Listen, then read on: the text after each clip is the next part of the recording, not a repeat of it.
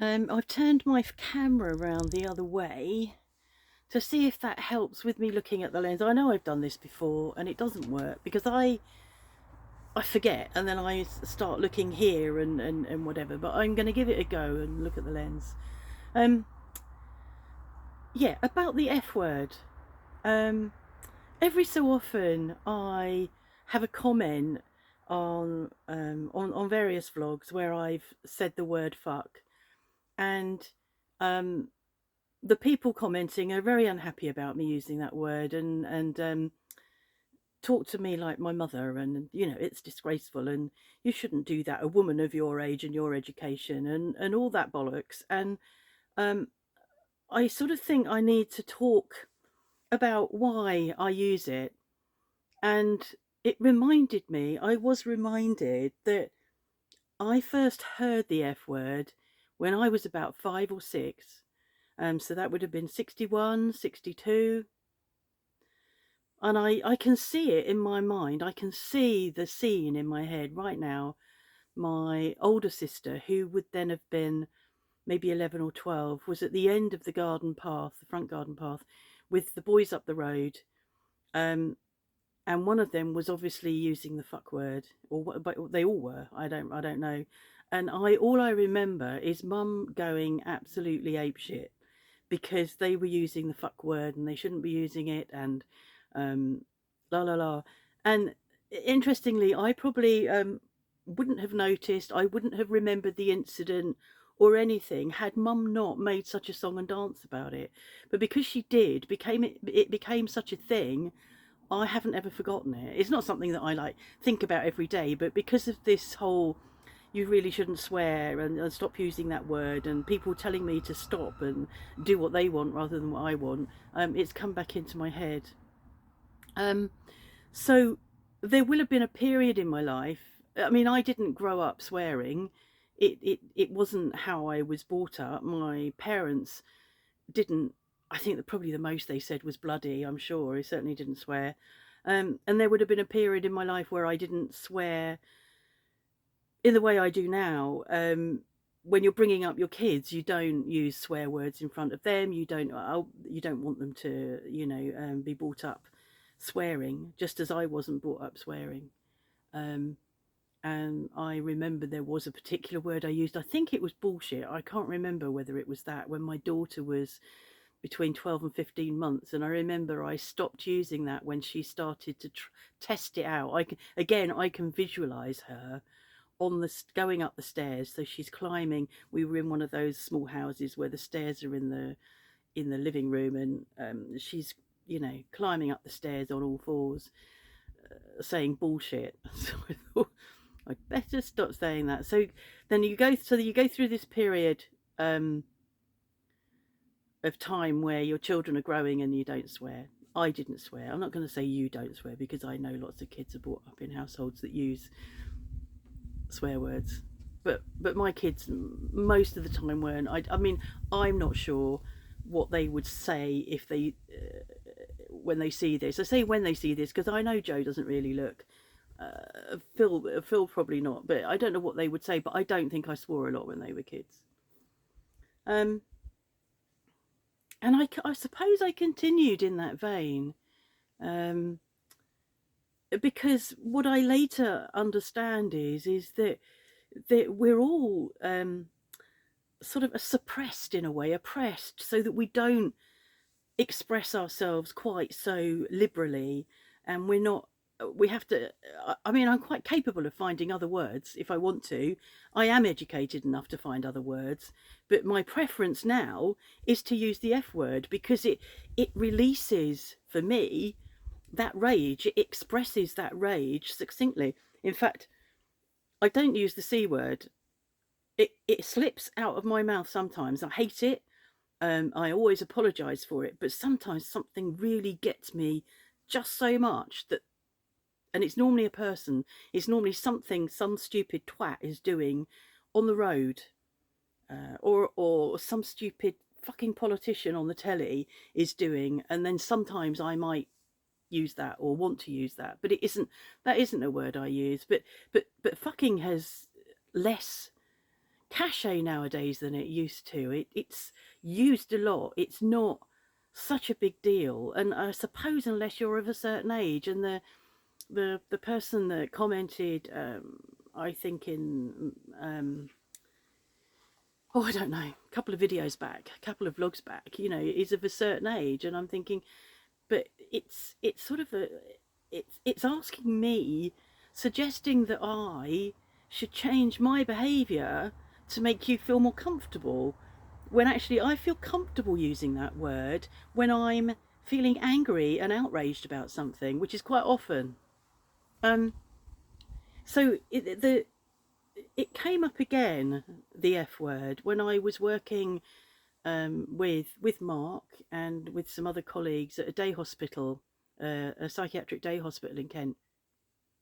And we were working with some very vulnerable people. We were working with people who'd been oppressed by their partners, by carers, by parents, by clergy, by social fucking services, you know, you name it. Some of them have been really oppressed. Many of them have been sexually abused, and we're quite timid and unable to be assertive.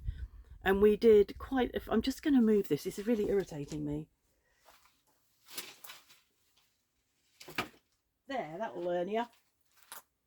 That's better.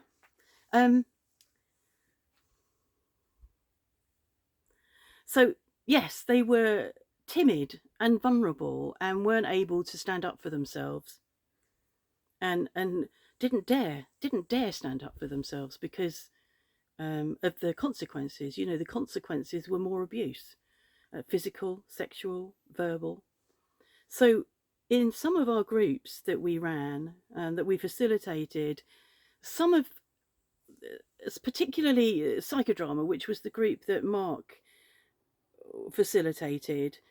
In psychodrama, you do like reenactments of certain areas, certain stories from your life, and you choose people to play the part of your oppressor, your brother, your mom, your little sister. I'm not saying she's the oppressor, but what I'm saying is you choose people to play the roles that were in this dynamic, and you play it out as it was to a degree, and then you are guided and facilitated to play it a different way, to reenact or enact a different outcome.